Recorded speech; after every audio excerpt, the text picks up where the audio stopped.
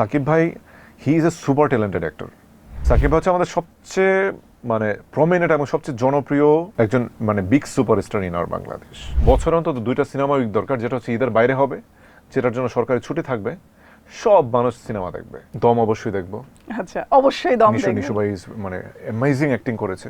সত্যি বলতে performance wise যদি দেখি, দম আমাকে সবচেয়ে বেশি অ্যাট্রাক্ট করেছে। আমার কাছে মনে হতো যেন কলেজ লাইফ যদি প্রেমে জড়ায় যাই তাহলে শেষ। গরুর ফ্যান, গরুর মাংসের ফ্যান, আমি বিফ পছন্দ করি, মাটন পছন্দ করি। আমি সর্বোচ্চ বাজারে সিনেমা পেয়েছিলাম রক্ত, 5.5 কোটি টাকা।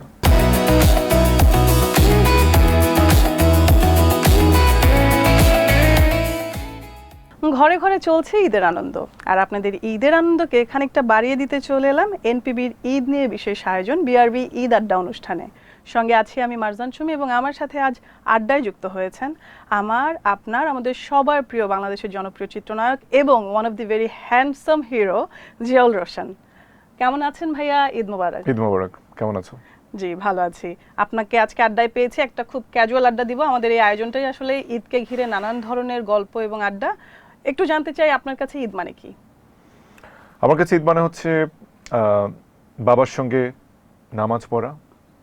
ঈদ মানে হচ্ছে সকল পরিচিত সেই মানুষগুলো যাদেরকে চাইল্ডহুড থেকে দেখে বড় হয়েছি, আমার কাজিন এবং আমার গ্রামের সকল প্রিয় আত্মীয় স্বজন, ব্লাড কানেক্টেড, তাছাড়া ব্লাড কানেকশন ছাড়াও যেসব মানুষগুলো যাদেরকে একদম চাইল্ডহুড থেকে দেখেছি, সে মানুষগুলোর সাথে কোলাকুলি করা, এবং সকল আত্মীয় স্বজন যাদেরকে 12 মাস দেখি না তাদের সঙ্গে দেখা করা, একটা স্কোপ।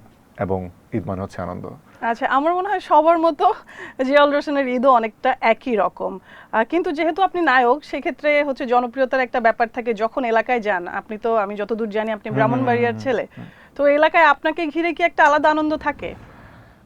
কিছুটা ইয়াং জেনারেশন বলি, বা মানে বয়োবৃদ্ধ যারা আছেন, মানে হ্যাঁ, মানে তাদের কথাও বলি, মানে সবার একটা আগ্রহের জায়গা থাকে। মানে লাইক হচ্ছে নামাজের পর দেখা যায় যে যখন মানে নামাজ শেষ হয়, তখন অনেক আত্মীয় স্বজনরা আমার মানে আমি যাদেরকে দেখছি বা আমি যাদেরকে দেখছি না, সবাই এসে একটু ভিড় করে কথা বলা, তারপর কোলাকুলি করা, এই জিনিসগুলো আসলে থাকে। লাইক হচ্ছে যখন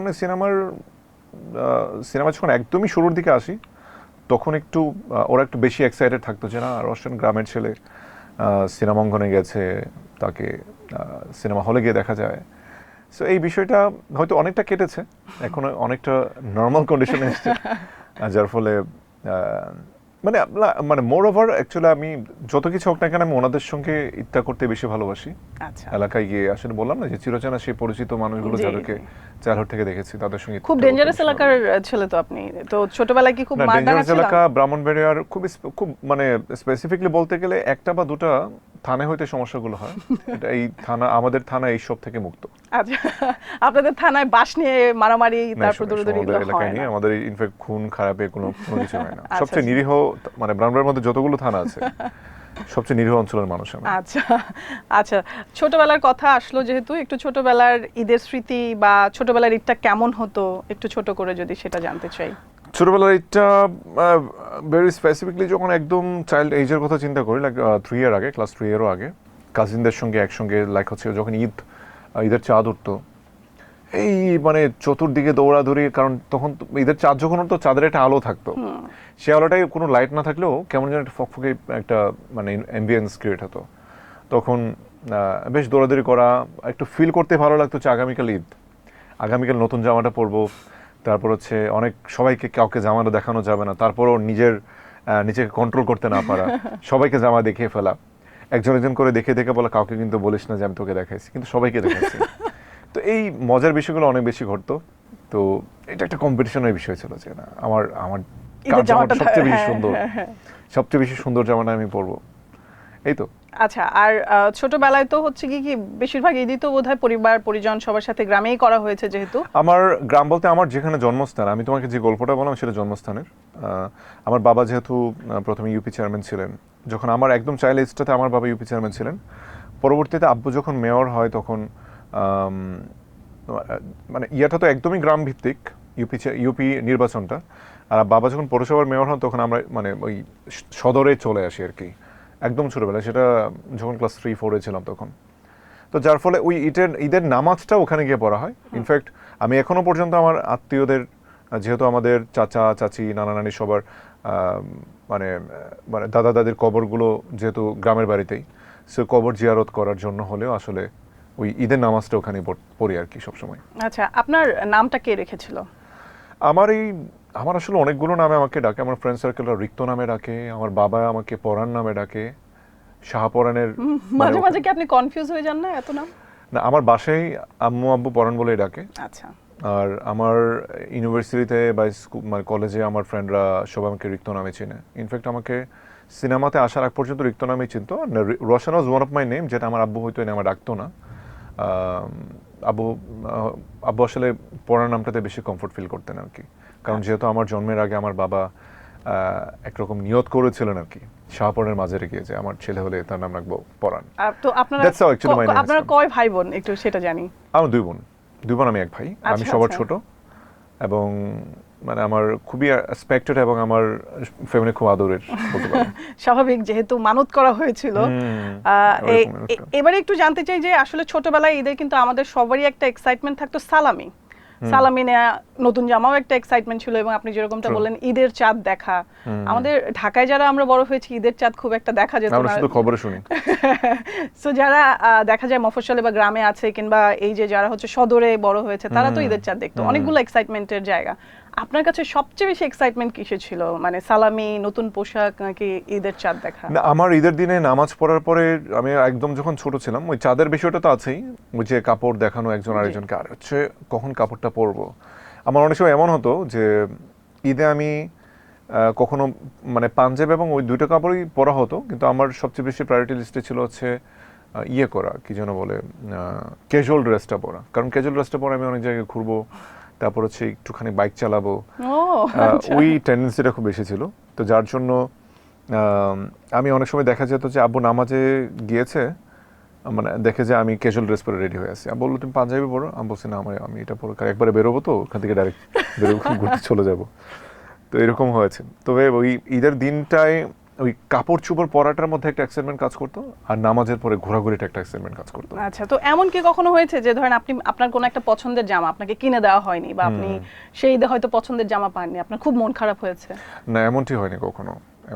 স্বাভাবিক, যেহেতু আদরের ছেলে, আমার মনে হয় সবকিছু সবসময় দেয়াই হয়েছে। না, আব্বু সবসময় আমার পছন্দের মানে সব পছন্দগুলো কি আসলে পূরণ করতেন। তো ঈদের শপিংটা তখন, মানে ছোটবেলার কথা বলছি, কোথা থেকে করতেন, বা আপনি কি নিজে গিয়ে পছন্দ করতেন? ঈদের আসলে যখন হোম টাউনে ছিলাম, আমি ঢাকায় থাকি ফ্রম ক্লাস 8, যেহেতু এর আগের সময়টা ব্রাউনব্রেথেই থাকা হয়েছে, যেহেতু আমার স্কুলটা ওখানে।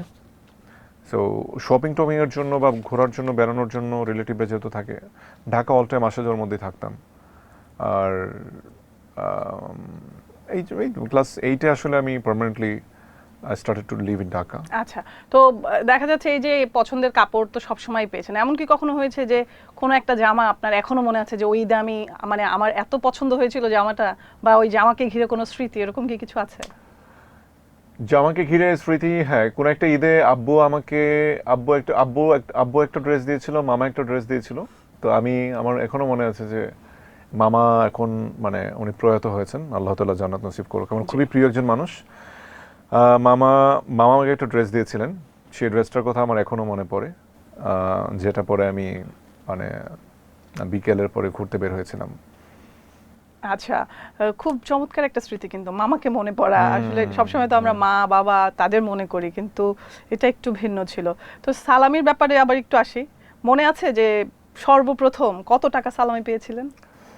সর্বপ্রথম এটা এক্স্যাক্টলি মনে নাই আসলে, মানে হয়তো 10-20 টাকা এরকমই হবে, যেহেতু ক্লাস 1 বা যখন একটু বুঝি। আচ্ছা, ঈদে সবার আগে সালামিটা কার কাছ থেকে পেতেন? ঘর থেকে নাকি? আচ্ছা, আব্বুর কাছ থেকে পেতেন। আচ্ছা, এখন তো সালামি দেয়ার ব্যাপার চলে এসেছে, তো চাপটা কেমন একটু সেটা জানি, যেহেতু দুই বোন আছে। মোটামুটি হ্যাঁ, আমি সবসময় মানে নতুন নোটস গুলো সঙ্গে রাখি, আমার দুই বোনের বেবিদেরকে দেই, কিডসদেরকে দেই, ওরা হচ্ছে বাড়ি দিতেই হবে, না দিলে খবর আছে। এবং নতুন নোট দিতে হবে, নতুন নোটস দিতে হবে, এবং যদি সালামি না দেই, এবং খুব বড় বড় টাইপের সালামি লাগবে, 1000-এর নিচে না। আমার একটা ভাগ্নি আছে, আমার বড় বোনের মেয়ে, ওকে মানে সালামি না দিলে ধরো বাণিজ্য শেষ হয়ে যাবে। মামা তোমাকে 3 দিন হয়ে গেল মামা, তুমি কিন্তু এখনো সালামিটা দিলে না। হচ্ছে মানে এরকম আর কি। তো এখন তো বড় হয়ে গেছে, সবসময় এগুলো তো এই জন্য রেডি রাখতে হয় আর কি জি আমাকে। অবশ্যই। আর এটা হচ্ছে আমার মনে হয় ভাগনা ভাগ্নি যারা আছে তাদের হক এটা। আর এখন তো আপনি বড় হয়ে গেছেন, এখন কি বড় হওয়ার পরেও কি সালামি পাওয়া হয় রিলেটিভদের কাছ থেকে? বড় হওয়ার পর সালামি, না সালামি ইয়ে দেয় মানে শ্বশুর শাশুড়ি দেয় আর কি, আমার বোন দেয়। আসলে এটা সালাম না করেই পাই আর কি, আচ্ছা, এটা সালাম করতে হয় না। দেখা যায় কখনো কখনো ঈদের ঈদের মানে শপিং করতে অনেক সময় ইয়ে করে, শপিং গিফটের জন্য এটা হয়তো না গেলেও দেখা যায় পেয়ে যায়। পেয়ে যান। আচ্ছা, এটা একটা প্রিভিলেজ। তো এখন তো কয়েক ধরনের ঈদ আপনার পালন করতে হয়, ইন্ডাস্ট্রির মানুষের সাথে ঈদ পালন করেন, আপনার নিজের পরিবার আছে, আবার শ্বশুর বাড়ি আছে। কোন জায়গায় ঈদটা একটু বেশি এক্সাইটিং, বা কোন কোন জনরার ঈদ পালন করতে আপনার বেশি মজা লাগে? এবার যেহেতু সিনেমা মুক্তি পায়নি, সিনেমা মুক্তি পেলে সবসময় আমি ঢাকাতে ঈদটা করি, তো যেহেতু মুক্তি পায়নি সেজন্য হোম টাউনে ঈদটা করা। আর আমি আসলে সবকটাই এনজয় করি। আচ্ছা, সবটারই আলাদা আলাদা স্বাদ আছে। তবে আমি সত্যি বলতে মানে ফ্রেন্ডদের সঙ্গে আড্ডা দিতে, হোম টাউনে গেলে ফ্রেন্ডদের সঙ্গে আড্ডা দিতে পারি, তো ওটা আমার কাছে বেশি মজা লাগে। কারণ ফ্রেন্ডস ইজ ডিফারেন্ট কেস, মানে দেখা যায় যে ঈদের দিন বিকেলবেলায় সব ফ্রেন্ডরা যাদেরকে আসলে 12 মাস পায় না, তাদেরকে আসলে ঈদের সময় পাওয়া যায়। দেখা অনেক যায় স্কুলের নস্টালজিক ব্যাপার, কিন্তু অনেক কিছু মনে পড়ে সবচেয়ে যায়। ক্লোজ যে ফ্রেন্ডসরা আছে আর কি, ওদেরকে নিয়ে ঘুরতে বের হই। That's amazing feel. আচ্ছা, এবার একটু জানতে চাচ্ছি সিনেমা নিয়ে এই কথা বলি। এবার তো হচ্ছে গিয়ে আপনি বললেন আপনার সিনেমা আসেনি, আপনাকে আমরা প্রথম দেখেছি রক্ত সিনেমায়। তো সেই স্মৃতিতে একটু চলে যাই, প্রথম প্রথম যখন সিনেমা করলেন, সেই সময়কার কোনো স্মৃতি মনে আছে কিনা? কোনো ফ্যান, বা যেহেতু নতুন তখন আপনি চিত্রনায়ক হয়েছেন, একেবারে প্রথম ফ্যানদের কাছ থেকে কোনো চমৎকার স্মৃতি আপনি পেয়েছেন বা সেটা এখনো মনে পড়ে? ফ্যানদের কাছ থেকে চমৎকার স্মৃতি, ফ্যানদের কাছ থেকে চমৎকার স্মৃতি, হ্যাঁ অনেকেই অনেক রকমের কার্ড পাঠাতো আমাকে।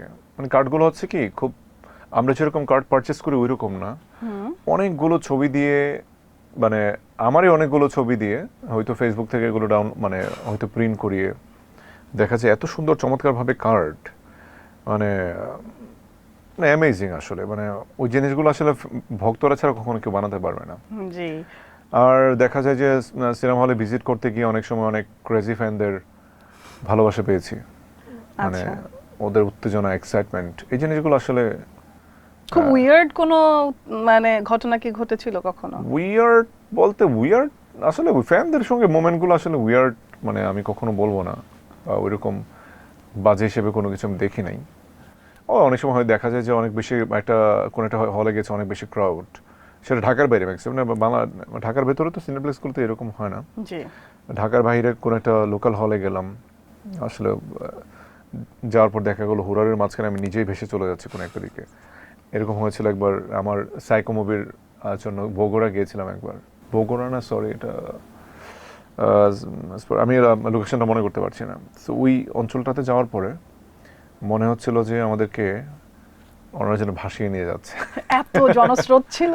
অনেক বেশি। আচ্ছা, ব্রাহ্মণবাড়িয়ার ছেলে আপনি, এবং বললেন যে ছোটবেলা থেকে পরিবার, আত্মীয় স্বজন সবাই একসাথে মিলে ঈদ করেছেন। এমন কোনো বিশেষ রীতি বা নীতি আছে যেটা এখনো পালন করা হয় ঈদে, যেটা করতেই হবে?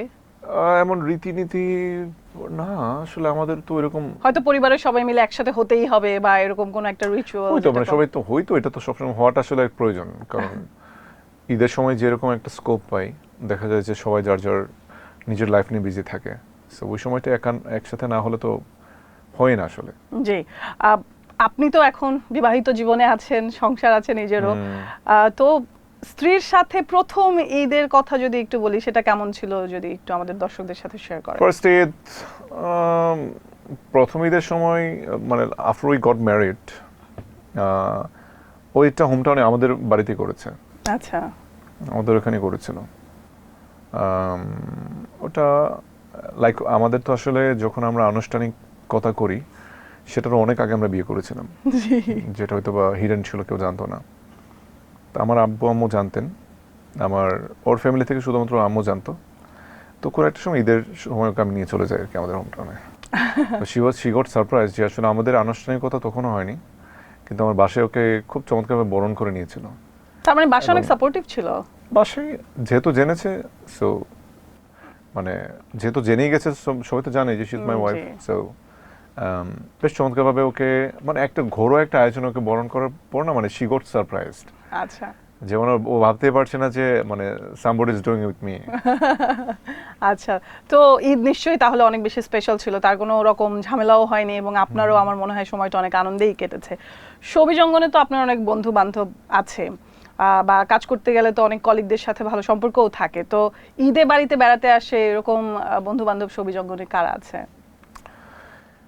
সবিজ অঙ্গনে ঈদে বাড়িতে না, মানে মানে আমার হোম টাউনে বাড়িতে না, সবিজ অঙ্গনে আপনি কেউ আসে না। আপনার ঢাকায় যদি যারা আসে তারা কি ঢাকায় বেড়াতে আসে? ঢাকায় আসলে বাসায় আহ, না, বাসায় আসলে ওইরকম ভাবে সবুজ অঙ্গনের মানুষদের সঙ্গে খুব একটা আড্ডা হয় না আমার। আচ্ছা, সবিজ অঙ্গনে কেউ কি আপনাকে সালামি দেয়? মানে থাকে না যারা হচ্ছে সিনিয়র, তাদের কাছ থেকে না। অনেকে সালামি আবদার করতে পারে, কেউ দেয় না? আমি অবশ্য আবদার করি না কখনো। কিন্তু কেউ নিজে থেকেও দেয় না? নিজে থেকে পাবে কই? ঈদের আগে তো ধরো আমাকে পাইতে হবে। ধরো আমি কোন একটা জায়গায় ঈদের আগে চাঁদ রাতে বসলাম, চাঁদ রাতে দেখা যায় আমি ড্রাইভিং ওয়েতে হোম টাউনের দিকে রওনা দিই। আচ্ছা আচ্ছা। সো ওইরকম স্কোপ থাকে না। আর আপনার কি দিতে হয়? আপনার জুনিয়র যারা শিল্পীরা আছে তাদেরকে কি তারা কি আপনার কাছে আবদার করে যে রোশন ভাই এবার আমরাই তো কিন্তু জুনিয়র, আর জুনিয়র থাকবে কি? হ্যাঁ, তাও ঠিক আছে, আপনিও জুনিয়র তো। দেশের বাইরে তো অনেক কাজে যাওয়া হয়, এমন কি কোনো ঈদ আছে যেটা দেশের বাইরে করতে হয়েছে? রক্ত ছবির সময় করেছিলাম। রক্তের সময় হ্যাঁ, রক্ত মুভির সময় আমার ঈদ একটা ঈদ উল ফিতর দেশের বাইরে করতে হয়েছে। তো সেটার অভিজ্ঞতাটা একটু জানি কিরকম ছিল। ওটা অভিজ্ঞতা কোনো ঈদ ফিলই হয় নাই, বিকজ ওখানে একদম কালিম্পং এ ছিলাম, দার্জিলিং এর খুব কাছাকাছি। আচ্ছা, সো ওখানে তো নোবডি ইজ মুসলিম, সো আমরা মানে কোনো ফিলই পাইনি সত্যি বলতে। কিন্তু বাঙালি একটা মানে আপনার সাথে তো বাঙালি টিমই ছিল, তো নিজেরা কি ঈদের কোনো আয়োজন করেছেন? বাঙালি টিম ছিল, হ্যাঁ, মানে জাস্ট ওই রান্না বান্না করেছে। এই নতুন জামা কাপড় তো পরার কোনো সুযোগ নাই, ওখানে কাপড় পরবই বহুত থেকে। আপনি তো কেনারও ভাই সুযোগ নেই। পুরান কাপড় পরলেও নতুনের মতোই লাগবে আপনি, মানে বিকজ ইউ না, আর হিরো। আমরা একেবারেই প্রিপারেশন ছিল না যে আমরা ওখানে ঈদ করব। আচ্ছা আচ্ছা, তো এখন আপনাকে দেখছি আপনি সুন্দর একটা পাঞ্জাবি পরে আছেন। নরমালি ঈদের জন্য আপনার প্রেফারেবল ড্রেস কোনটা? পাঞ্জাবি পরি, আর মানে সেকেন্ডে থেকে ক্যাজুয়াল বা বন্ধুদের সঙ্গে বিকেল আড্ডা মারতে বেরোলে ওই ছোটবেলা থেকে যে casual পরি। ক্যাজুয়াল পছন্দ সেটা এখনো ক্যাজুয়ালি পছন্দ? আমার বেশি ভালো লাগে সত্যি বলতে। ঈদের জন্য আসলে পাঞ্জাবি পরা, ঈদের প্রোগ্রামগুলোতে ঈদের না পরে আউটফিট যদি পাঞ্জাবি না থাকে আসলে সবার ফিল হয় না যে আসলে ঈদ এসেছে। আচ্ছা, তো আপনি বলছিলেন এবার তো আপনার সিনেমা হয়তো আসছে না, কিন্তু এবার অনেক ভালো ভালো কিছু সিনেমা আসছে।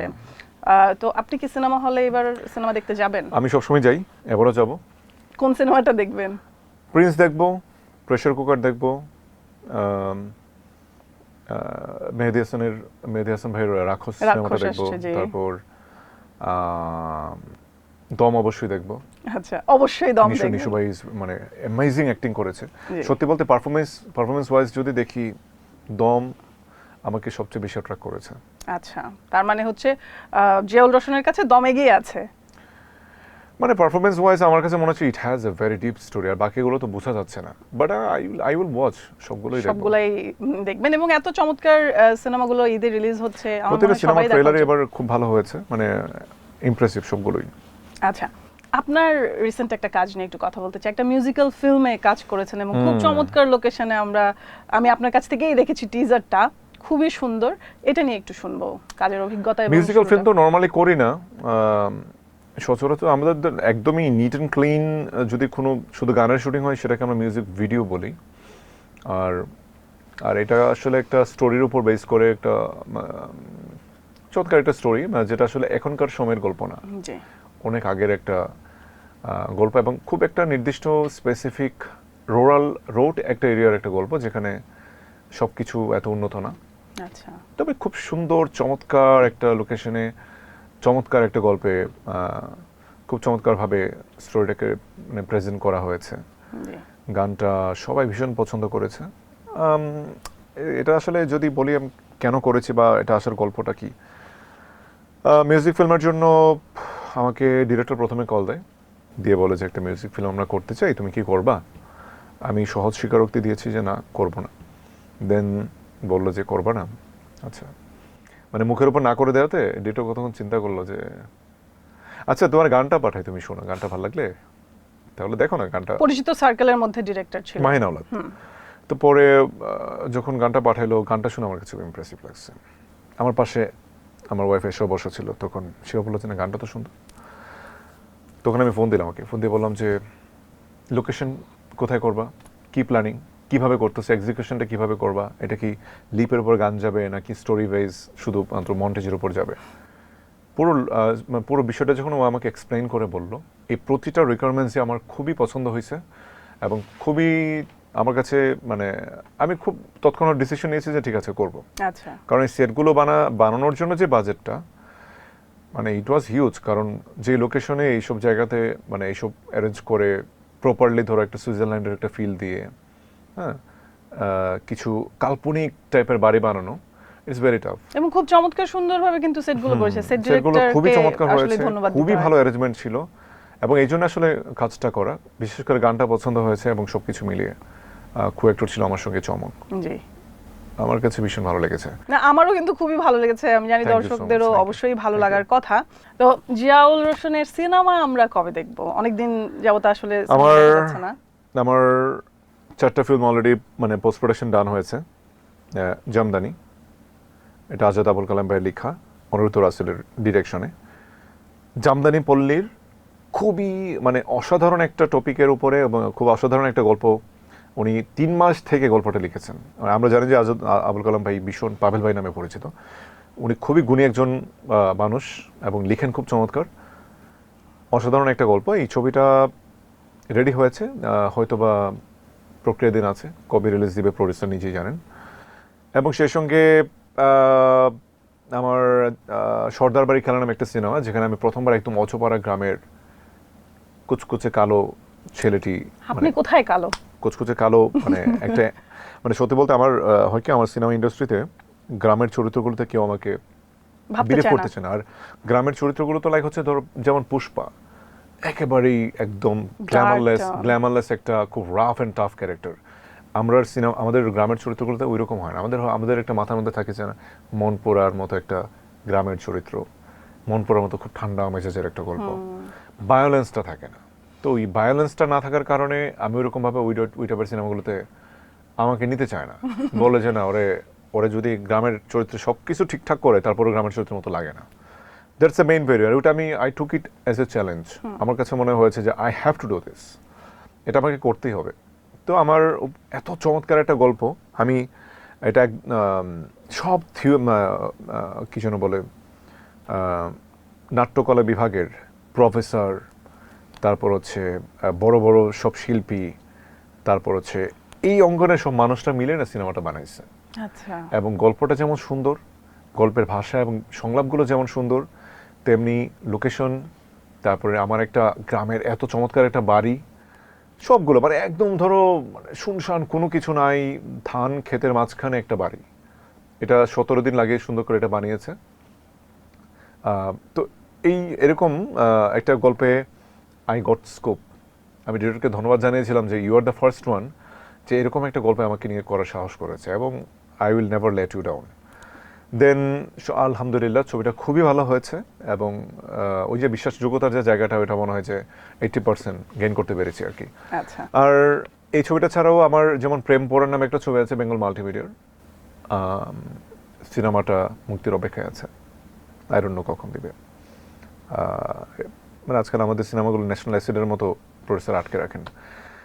আর হচ্ছে আর এই তো আরেকটা ছবি আছে, সেটা হচ্ছে I forgot the name, excuse me নামে একটা ছবি আছে। ওটা একটা অসাধারণ, আমার খুবই পছন্দের একটা সিনেমা। মানে আমি মনে হয় this is the first film যেটার মানে পারফরমেন্স দেখে আমি নিজেকে মানে চেনার চেষ্টা করছিলাম যে দিস ইজ মি। আচ্ছা, তার মানে এত সুন্দর অ্যাক্টিং এবং একদম চিরচেনা পারফরমেন্স থেকে বের হয়ে ডিফারেন্ট ক্যাটাগরির অ্যাক্টিং আমি করেছিলাম ওখানে। সো আচ্ছা, আমি একটা জিনিস জানতে চাই যে অডিয়েন্স আশা করে এবং চায়, এটা অডিয়েন্সের আশা এবং অডিয়েন্সের হয়ে আমি বলছি যে জিয়াউল রোশন অনেক সিনেমা করুক এবং পর্দায় আমরা বেশি বেশি তাকে দেখি, কিন্তু সেটা হচ্ছে না এবং না হওয়া থেকে ওই সিনেমা করছি, সিনেমা মুক্তি পাচ্ছে না। এবং বর্তমান প্রেক্ষাপটটা একটু চেঞ্জ হয়েছে। বর্তমান প্রেক্ষাপট লাইক হচ্ছে আমার সর্বশেষ যেমন অপারেশন সুন্দরবন, মানে ইট ওয়াজ এ ম্যাসিভ হিট ফিল্ম। তারপর আমার ওই যে আরও 1-2টা সিনেমা গেছে যেগুলো বেশ ভালো রেসপন্স পেয়েছে। হ্যাঁ, কিছু এক দুইটা আছে মানে খুব ভালো বিজনেস করেছে। আর দুইটা হয়তো টেকনিক্যালি আমরা একটু পিছিয়ে ছিলাম বা মার্কেটিং এর প্রমোশনের জন্য আমরা খুব একটা ভালো রেসপন্স হতে পাইনি। সবগুলো সিনেমা তার একরকম রেসপন্স থাকে না, বাট ওই সামনে বেশ কিছু লার্জার মানে দেন লাইফ টাইপের সিনেমা আমরা দেখব, কিছু সিনেমা ইনশাল্লাহ। এবং আমি আসলেই হাতে চাই নিচ্ছি। আপনি খুব রেগুলার হচ্ছে গিয়ে পর্দায় আসেন এবং আমি তো আমরা আসলে দেখি। অ্যাকশন জনরাটা খুব পছন্দ করি। আমাকে আসলে আমার কাছে ফিল হয় আর কি যে একটা ডিরেক্টর মানে আমার কাছ থেকে ওই জিনিসটা সবচেয়ে বেশি ভালো পাবে, মানে খুব মেসি ম্যানেজমেন্টের অ্যাকশন Action. জনরার যে ফিল্মগুলো আমার কাছে মনে হয় যে I am actually I feel I should Do do action this type of movies. Film more. Okay. কিন্তু আসলে ওই সবচেয়ে বড় ব্যারিয়ারটা কি জানো, ওই সিনেমাটা করতে সবচেয়ে বেশি বাজেট লাগে। মানে আমার যেই পছন্দের জনরাটা বা যেটা আমার কাছে মনে হয় আমি ওটার জন্য সবচেয়ে বেশি ফিট, সেটা করতে সবচেয়ে বেশি বাজেটের প্রয়োজন। তাহলে কি সবচেয়ে বেশি বাজেট দিয়ে জিয়াউল রোশনকে দিয়ে সিনেমা করানো যায় না? আপনি কি অবশ্যই যায়। তাহলে আমি সর্বোচ্চ বাজারে সিনেমা পেয়েছিলাম রক্ত, জি। 5.5 কোটি টাকা। সেটা কখন? 2016 16 Then and your first cinema? আমার ফার্স্ট সিনেমা। তারপর আমার থার্ড সিনেমা হচ্ছে ককপিট, যদিও I was not the all in this cinema. দেবের সঙ্গে করেছিলাম সহশিল্পী হিসেবে, কমলেশ্বর মুখার্জির। জি। বেপরোয়া সিনেমা করলাম 4.5 কোটি টাকা বাজেট। সলো বাংলা ছবি, যদিও আমরা সবকিছু করেছিলাম ইন্ডিয়াতে, হায়দ্রাবাদে, পুরো তামিল সেট আপ নিয়ে। It was one of the finest film of mine. এটা ওই সময় যখন যে সময়টা আমার এই ছবিটা মুক্তি পেয়েছে, তখন বাংলাদেশে এই মডার্ন এজে তামিল জনার এরকম অ্যাকশন ফিল্মই হয় নাই। আচ্ছা, সিনেমা মুক্তি নিয়েও একটা কিন্তু এখন একটা ঝামেলা হচ্ছে যে শুধু প্রচুর। ঈদ কেন্দ্রিক প্রচুর সিনেমা মুক্তি ঝামেলা, হচ্ছে। প্রচুর এটা আপনি ঝামেলা। কিভাবে দেখছেন? শুধু ঈদেই এটা সিনেমা আসলে আমি তো এটা তো আমি কিভাবে দেখছি, কি মানে কি ফিল্মের বলবো মানুষ তোমাকে? যেহেতু আপনি না, এটা দেখো আমাদের শুধুমাত্র ঈদ কেন্দ্রিক, ইনফ্যাক্ট সাকিব ভাইও ঈদের বাইরে মুক্তি দেয় না। সাকিব ভাই হচ্ছে আমাদের সবচেয়ে মানে প্রমিনেন্ট এবং সবচেয়ে জনপ্রিয় একজন মানে big superstar in our Bangladesh. So Shakib ভাই আমার ভীষণ পছন্দের। আমি সবার আগে সাকিব ভাইয়ের সিনেমাগুলো দেখি ঈদে, এবং কমার্শিয়াল জগতে nobody is compare to him, এটা স্বীকার করতেই হবে, ঠিক আছে? আর লাস্ট 3 বছর আমি ওনাকে অ্যানালাইসিস করে যা দেখলাম, সাকিব ভাই he is a super talented actor, no doubt. যেটা হয়তো আমাদের এতদিন ইউটিলাইজ করতে পারে না দেখে কাউকে দেখাতে তাহলে পারে না। তাহলে ব্যাপারটা কি এখন আসলে ওইরকম কি না, হচ্ছে? এখন কিন্তু সাকিব ভাইয়ের মানে বিষয়টা হচ্ছে কি, মানে হয়তো সাকিব ভাইও জানে যে মানে প্রবলেমটা আমার মনে হয় যে ইন্ডাস্ট্রির না, প্রবলেমটা হচ্ছে মানুষ আসলে ঈদের বাইরের সিনেমা দেখতে চায় না। ঈদে হয়তো মুক্তি দিয়ে দেখেছে, কিন্তু হয়তো হলে মানুষ নাই। আচ্ছা, এখন দোষটা কাকে দিবা? দোষটা হচ্ছে আমাদের সিস্টেমের। পুরো এটাই আমি বলতে চাচ্ছিলাম যে পুরো সিস্টেমের সমস্যা। সিস্টেমটাই যদি একটু ঢেলে সাজানো আমাদের যেত। আসলে একটা, আমি যেটা ফিল করি, এটা কেউ এখনো পর্যন্ত বলে নাই, আমি বলতে শুনি নাই, হয়তো অনেকের মাথায় এসেছে, আমাদের আসলে সিনেমা উইক দরকার।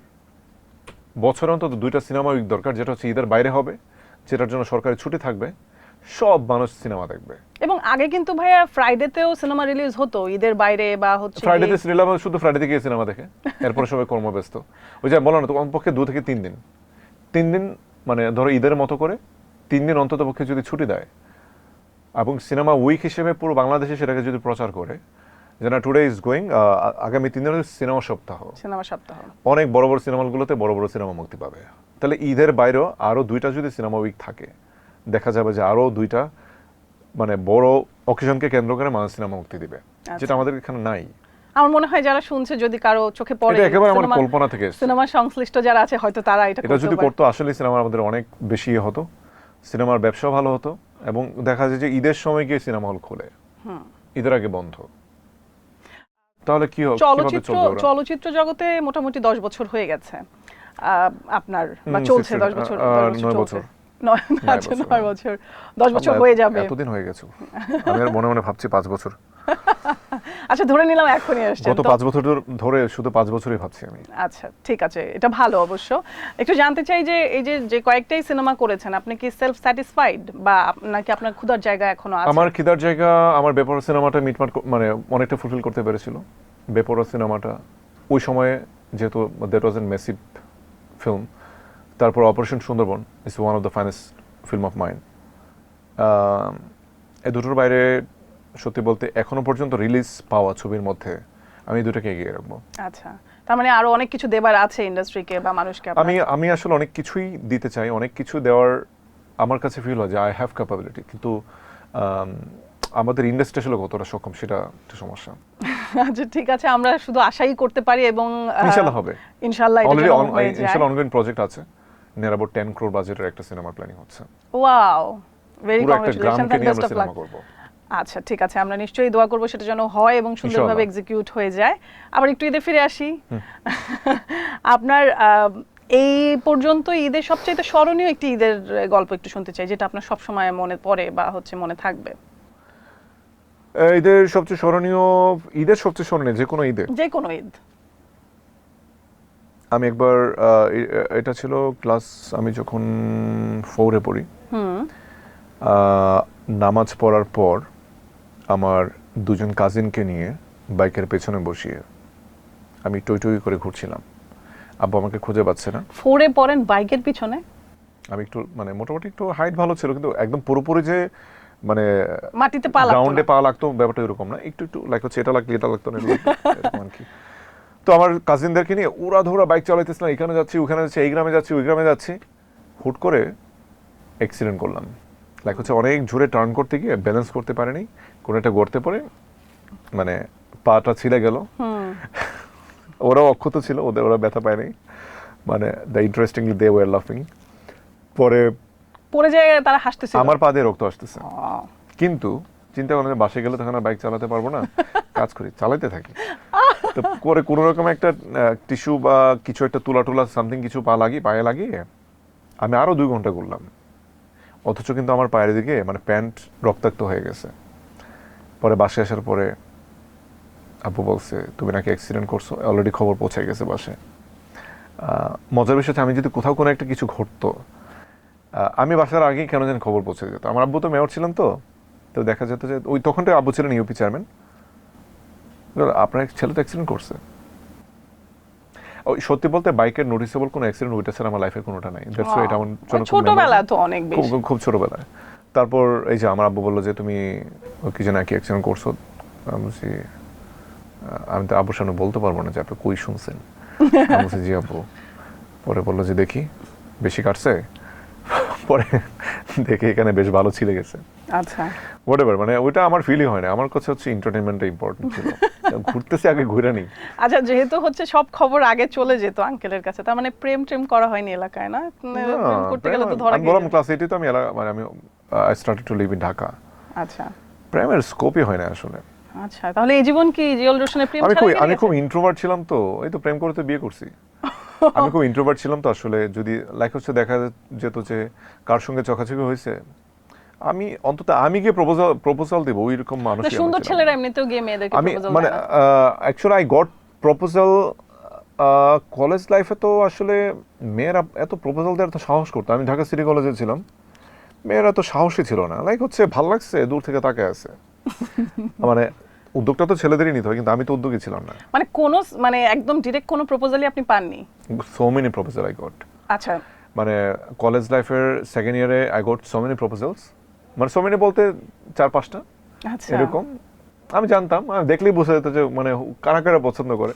বাট আমি আসলে এই বিষয়গুলো এত গুরুত্ব দিতাম না। আমার কাছে মনে হতো যেন কলেজ লাইফ যদি প্রেমে জড়ায় যাই তাহলে শেষ। আচ্ছা, মানে স্টাডি নিয়ে খুব সিরিয়াস ছিলেন? মোটামুটি সিরিয়াস বলতে অন্তত এটা ফিল করতাম যেন প্রেমে জড়ালে শেষ, মানে এটা আমার মাথার মধ্যে আসলে আমি পড়তেই পারবো না। আচ্ছা, দেন হচ্ছে ভার্সিটি লাইফে যখন ইউনিভার্সিটিতে ভর্তি হলাম আইইউবিতে, একদম first semester I started to goat proposal from seniors. বাবা। পরে আমার হিসাব কষতে কষতে মোটামুটি মানে 3 বছর পার হয়ে গেছে।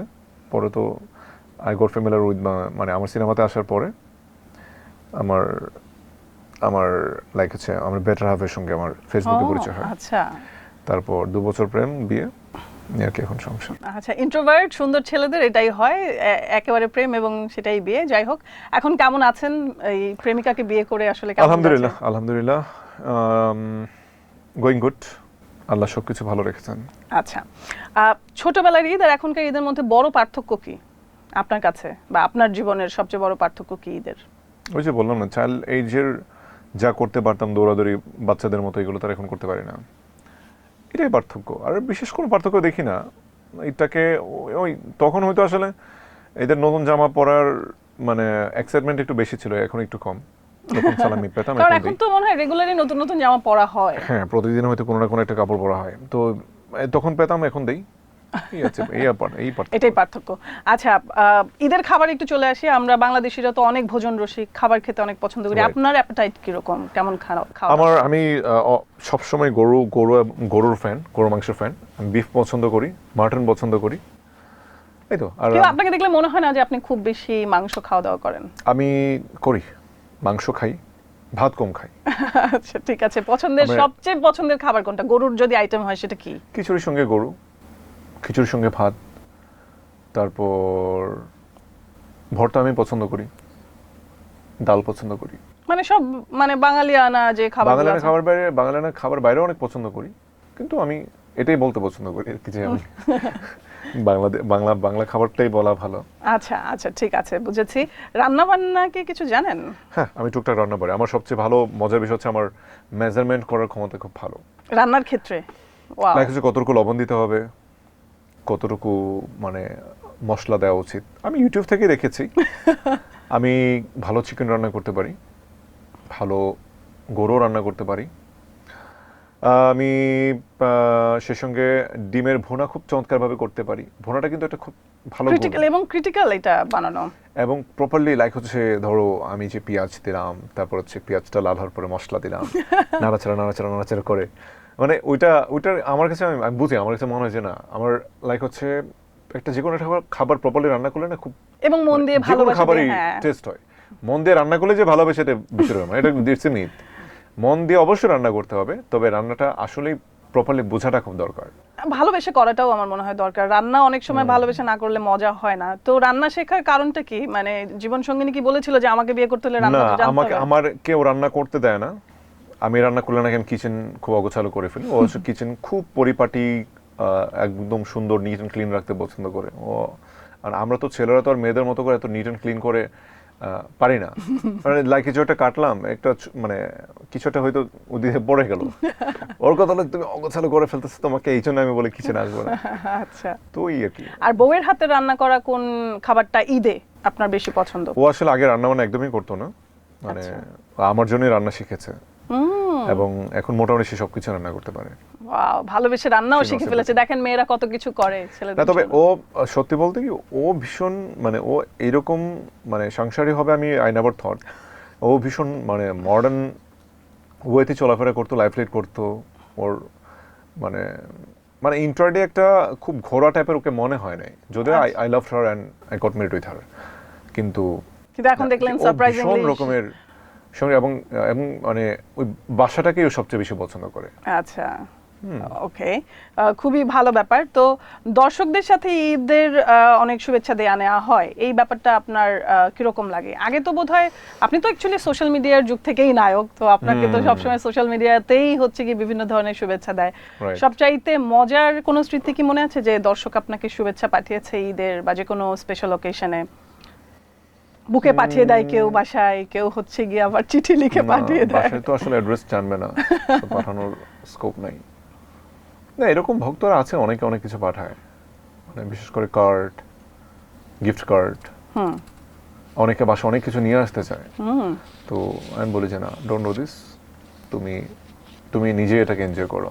আচ্ছা, যে অনেক সময় দেখা যায় সবার অনেকে ফ্যান ক্লাব থাকে, ফ্যান ক্লাবে অসংখ্য ছেলেমেয়েরা মানে প্রোগ্রাম করতে চায়, বা হচ্ছে ধরো কোন একটা গিফট নিয়ে বাসায় আসতে চায়, সেটা তাও কত দূর, নীলফামারী, বাগেরহাট, এইসব জায়গা থেকে। বলছি না, don't do this, cinema release হলে এসো, তাহলে দেখা হবে। কারণ হচ্ছে এখন শুধুমাত্র এখন আমাকে দেখে চলে গেল, সিনেমা দেখতে পারলো না।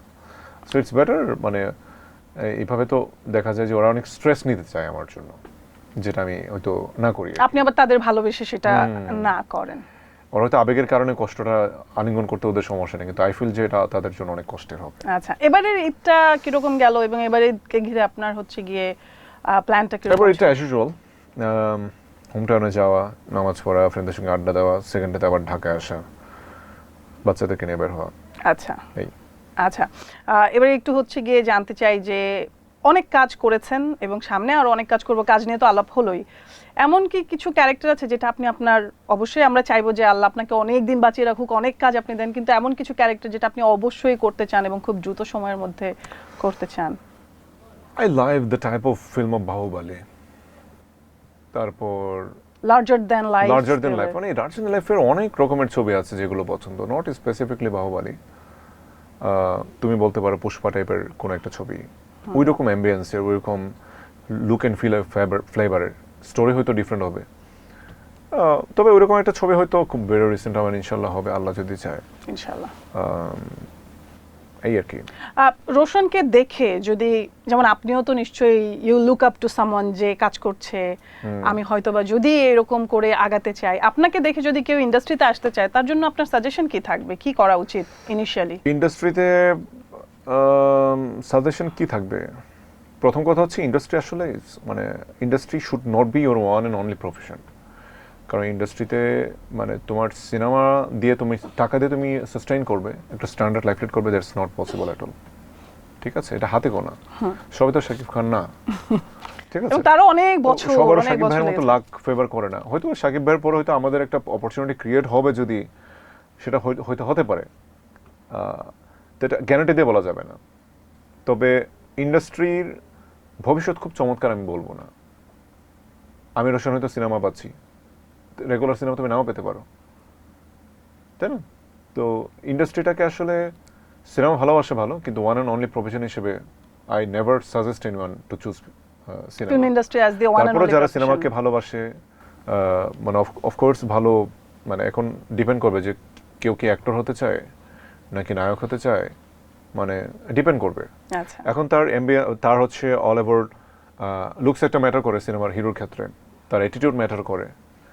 ওইটা আসলে বাস্তব জীবন থেকে ক্যামেরাতে তাকে দেখতে কেমন লাগে, ক্যামেরায় তার অ্যাটিটিউডগুলো দেখতে কেমন লাগে, সে অ্যাকচুয়ালি কি মানে হিরোইটিক অর একজন ভালো অভিনেতা, সে কি ভালো অভিনেতা হতে চায় নাকি হিরো হতে চায়, সবকিছু আসলে তাকে বুঝে শুনে ডিসাইড করতে হবে। মানে হিরো হলে তেমন কোনো অভিনয় জানা, মানে খুব ভালো অভিনয় জানা, অনেক বেশি অভিনয় করতে হবে। একজন হিরোর প্রেশার আমার কাছে বেশি মনে হয়। আচ্ছা, অভিনেতা হওয়ার জন্য অভিনেতাদেরকে ফেস নিয়ে ভাবতে হয় না, কিন্তু একজন হিরোর অভিনয় ভাবতে হয়, ফেস নিয়েও ভাবতে হয়। কারণ হি ইজ দ্য হিরো, মানে তার উপর পুরো সিনেমাটা মানে দাঁড়িয়ে আছে। আচ্ছা, তাকে যেমন তার লুকস নিয়েও ভাবতে হবে, তার অ্যাকশন নিয়েও ভাবতে হবে, মানে অনেক বেশি পরিশ্রম একটা হিরোর জন্য। অবশ্যই। তার মানে হচ্ছে গিয়ে নিজের ক্যালিবারটাকে নিজের বুঝতে হবে, এবং শুধু ওয়ান অ্যান্ড অনলি প্রফেশন হিসেবে এটাকে নেওয়া যাবে না। জি, আচ্ছা, এবারে একটু জানতে চাই যে হচ্ছে গিয়ে রিজেকশন তো মানুষের লাইফে, প্রফেশনাল লাইফে আসেই। তো কিসের রিজেকশন? সিনেমা রিজেকশন হোক, কাজের রিজেকশন হোক, এমন কোনো রিজেকশন কি মনে দাগ কেটে গেছে মানে এই ক্যারিয়ারে, যতদিনের ক্যারিয়ার? রিজেকশন কিসের মানে আপনি যেহেতু সিনেমা করছেন, অনেক সময় দেখা যায় সিনেমার কথা হলো কিন্তু সেই I have সিনেমাটা never হলো been rejected from any work, work. যেটা আমার কাছে এসেছে সেটা তো আমিই করেছি। আচ্ছা, বিষয়টা এরকম হয়নি আমাকে নিয়েছে আবার আমাকে বাদ দিয়ে আরেকজনকে নিয়েছে, আচ্ছা, এরকমটা হয়নি কখনো আমার সিনেমার ক্ষেত্রে। আচ্ছা, ওকে। এবারে অনেক গল্প হয়ে গেছে, ঈদ নিয়েও গল্প হলো। তবে আমার রিগ্রেট আছে এরকম, যে ছবি blockbuster hit super duper hit হয়েছে, আমি শুধু বোঝার ভুলে বা অন্য কোনো সিনেমার জন্য ওই ছবিটা ছেড়েছি, পরবর্তীতে সেটা হিট হয়ে গেছে। আচ্ছা, এরকম সেটা কি আমরা সেটা নাম জানা দরকার? নাম বললে দেখা যায় একটা অ্যাক্টর ডিরেক্টর সবাইকে মানে ইয়ে করা হয়, মানে I respect all of them. So এটা আসলে আমার ভুল, you এটা have আসলে তাদের regret of ভুল not doing the cinema. মানে রিগ্রেট না, এরকম মনে হয় যে না I could do this, তবে আমি যেটার জন্য করেছি সেটাও আমাকে অনেক কিছু দিয়েছে। আচ্ছা, ওকে, ঠিক আছে ভাইয়া, খুব চমৎকার একটা আড্ডা আপনার সাথে দিলাম। দর্শকরা যেহেতু ঈদের এই সময় দেখছে, আপনি যদি দর্শকদের উদ্দেশ্যে কিছু বলতে চান। সবাইকে অনেক ঈদের শুভেচ্ছা। আশা করি ঈদের দিন থেকেই সকাল থেকে খুব চমৎকার ঈদ কাটছে সবার, কারো করে তো চাঁদ রাত থেকে শুরু হয়ে যায়। ঈদের দিনে একজন মানে বিনোদন অঙ্গনের একজন মানুষ হিসেবে অনেক হয়তো আমার কাছে অনেক কাজে রেসপেক্ট করে, আমার ফ্রেন্ডসরা বা আমাকে যারা ভালোবাসে তাদের জন্য কিছু নিয়ে আসতে পারিনি ঈদে, যেহেতু আমি একজন সিনেমার মানুষ। তবে একটা চমৎকার একটা গান এনেছি, আপনারা চলতে ফিরতে গানটা শুনতে শুনতে সিনেমা দেখতে চলে যেতে পারেন। ইউটিউবে সেই গানটি পেয়ে যাবেন, প্রেমের গল্প, এবং সেই সঙ্গে আপনার পরিজন, পরিবার, ভালোবাসার মানুষ সবার সঙ্গে চমৎকার ঈদ কাটান লম্বা সময় ধরে। সবাই ভালো থাকুন, সুস্থ থাকুন, ঈদ মোবারক। ধন্যবাদ। প্রিয় দর্শক, আপনারা দেখছিলেন এনপিবি এর ঈদ উপলক্ষে বিশেষ আয়োজন বিআরবি ঈদ আড্ডা। আমার কিন্তু আজকের আড্ডা খুব ভালো লেগেছে, আশা করছি আপনাদেরও ভালো লেগেছে। আবারও দেখা হবে নতুন পর্বে নতুন কোনো সেলিব্রিটিকে সাথে নিয়ে ঈদ আড্ডায়। সবাই ভালো থাকবেন, সুস্থ থাকবেন, ঈদ মোবারক।